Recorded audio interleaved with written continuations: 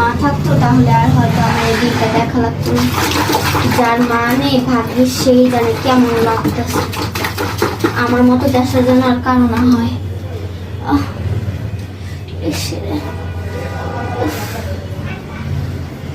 হাতটা জ্বলে যাচ্ছে আমার। আল্লাহ তুমি এরকম আর কারোর সাথে করো না।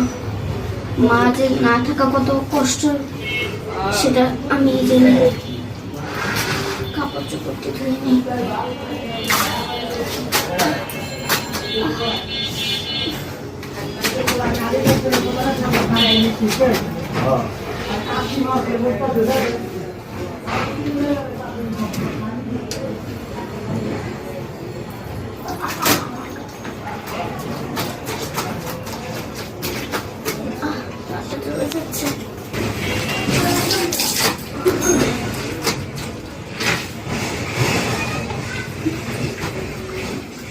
ধোয়া মতো শেষ।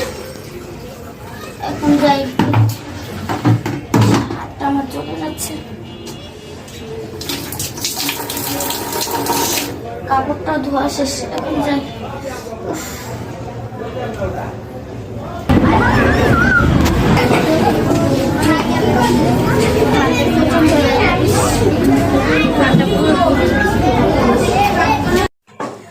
আরে খালা আপনি? তোমার হাতের অবস্থা দেখতে আসলাম। ওই হাত তো ঠিকই আছে আর কি। তা তোমার হাত ভিজা কেন?